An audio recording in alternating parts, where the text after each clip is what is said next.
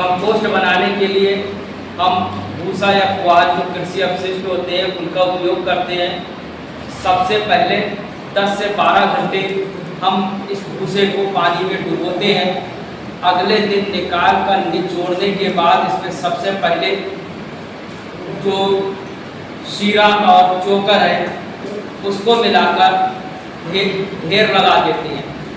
इस ढेर को 3 दिनों तक पॉलीथीन से ढकने के बाद अगले चौथे दिन हम सभी उर्वरकों का मिश्रण तैयार करते हैं और उस ढेर को बिछाकर इन उर्वरकों के मिश्रण को खूब अच्छी तरीके से भूसे में मिलाने के बाद फिर से ढेर लगाकर 3 दिनों के लिए पॉलीथीन में ढक देते हैं।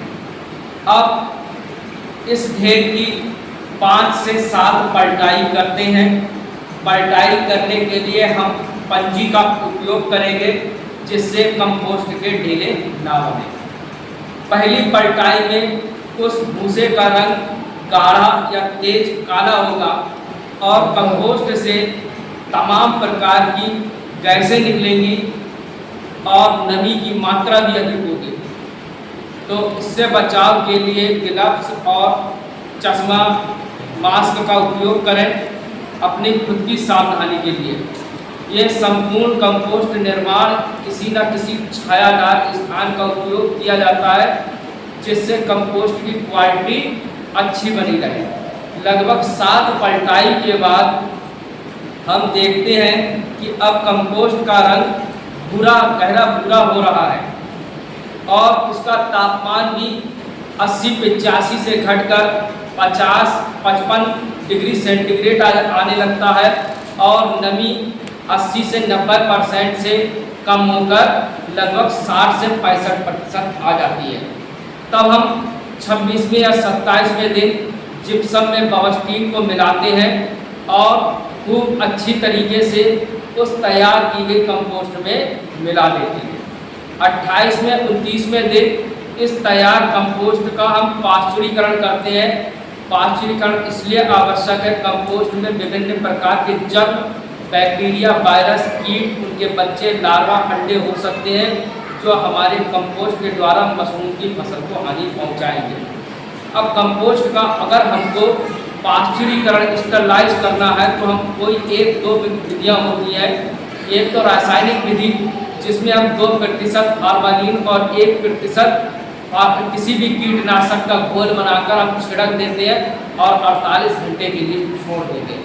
या फिर हम गर्म कमरे में कंपोस्ट को का ढेर लगा देते हैं और उस कमरे का तापमान 100 से 110 डिग्री सेंटीग्रेड कर देते हैं। कमरे के द्वारा यानी कि हीट के द्वारा पाश्चुरीकरण करना ऊष्मीय विधि कहलाता है, जबकि फॉर्मालिन और कीटनाशक का उपयोग करना रासायनिक विधि कहलाता है।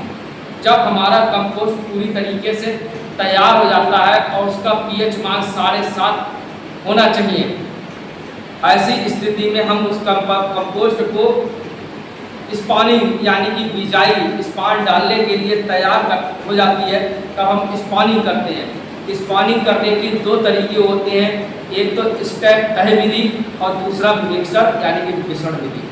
स्टेप विधि में अगर हम पॉलीथीन में कर रहे हैं तो 70% पॉलीथीन का भाग हम कंपोस्ट से भरने के बाद लगभग 80 से 100 ग्राम बीज को डालते हैं और फिर 20 से 25% फिर कंपोस्ट डालने के बाद फिर हल्का स्पॉन डालकर न्यूज़पेपर से ढक दिया जाता है।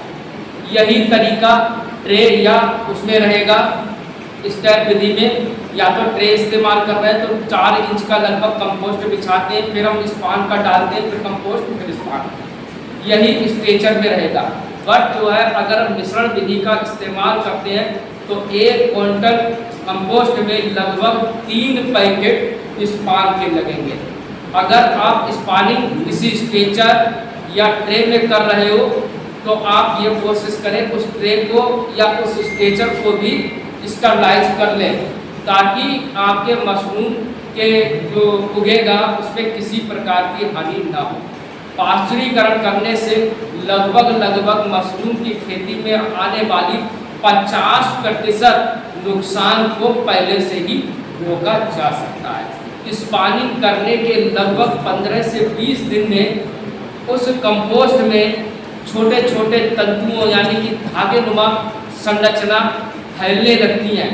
इसको माइसीलियम या कवक जाल कहते हैं।